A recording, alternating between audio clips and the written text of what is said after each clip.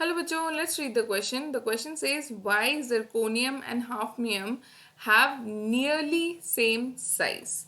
So इस question को solve करने के लिए जो की कॉन्सेप्ट हम यूज करेंगे वो है lanthanide contraction. Lanthanoid contraction contraction अब क्वेश्चन में दो एलिमेंट्स दिए हुए हैं, एक दिया हुआ है जिरकोनियम, दूसरा दिया है हाफनियम.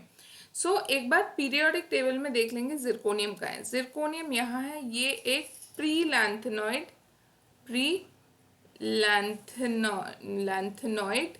एलिमेंट है, और हाफनियम है यहाँ जो कि आता है लैंथेनियम के सीधे बाद. तो ये एक पोस्ट लैंथेनियम या लैंथेनॉइड एलिमेंट है. तो दोनों में क्या डिफरेंस है? दोनों में डिफरेंस है ये जो लैंथेनियम एंड हेंस ये पूरा जो पहला सीरीज 4F सीरीज, जो ये पहला सीरीज है, ये लैंथेनॉइड्स का बीच में आ जाता है दोनों के. जिसके वजह से क्या होता है, जिसके वजह से 4F ऑर्बिटल जो है वो हाफनियम में पाया जाता है, जबकि जिरकोनियम में 4F ऑर्बिटल नहीं पाया जाता. अब 4F ऑर्बिटल का स्क्रीनिंग इफेक्ट बहुत ज़्यादा पुअर होता है. इसका मतलब ये है कि मान लीजिए यहाँ हमारा न्यूक्लियस है, मान लीजिए हम यहाँ दो एटम ले रहे हैं, एक जिरकोनियम एटम है और दूसरा हाफनियम एटम है. हाफनियम एटम, अब जिरकोनियम का ये न्यूक्लियस व हाफनियम का न्यूक्लियस भी यहाँ है. अब जिरकोनियम जो है उसके बहुत सारे शेल्स आते हैं और ये है outer most electron. Same hafnium के बहुत सारे शेल्स आते हैं और ये है आउटर मोस्ट इलेक्ट्रॉन. अब हमें ये पता है कि क्योंकि न्यूक्लियस पॉजिटिवली चार्ज होता है, इलेक्ट्रॉन नेगेटिवली चार्ज होता है, इसीलिए न्यूक्लियस जो है इलेक्ट्रॉन को अपने तरफ जो है अट्रैक्टिव फोर्स से खींचता है.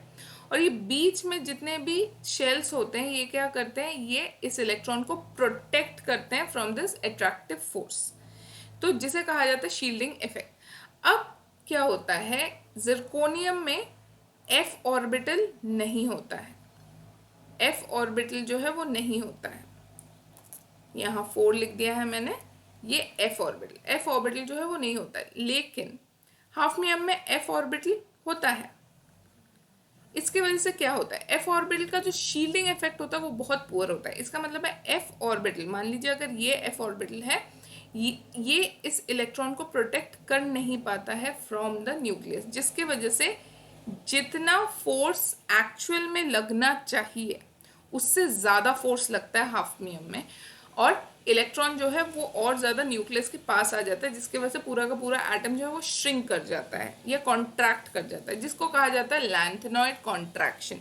इसी के वजह से जिरकोनियम और हाफनियम के बीच में जो साइज डिफरेंस होना चाहिए, डाउन द ग्रुप जाते हैं तो साइज इंक्रीज होता है. हाफनियम का साइज बड़ा होना चाहिए, जिरकोनियम का साइज छोटा होना चाहिए. ऐसा होता नहीं. जिरकोनियम और हाफनियम का साइज जो है वो लैंथेनॉइड कॉन्ट्रैक्शन के वजह से वो सेम हो जाता है. तो इसका जो है पॉइंट हम लोग लिख लेंगे. तो पॉइंट कुछ ऐसे लिखेंगे कि since hafnium has filled f orbital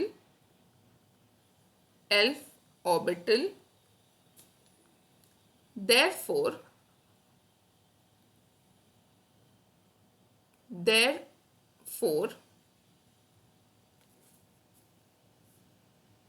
it experiences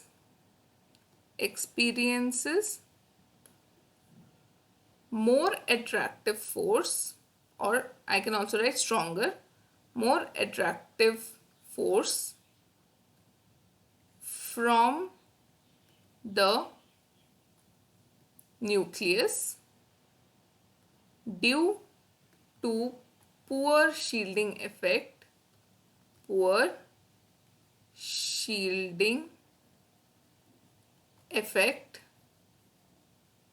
of 4F orbital.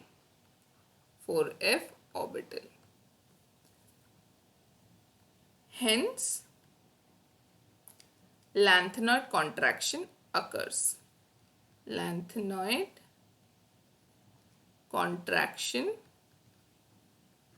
occurs,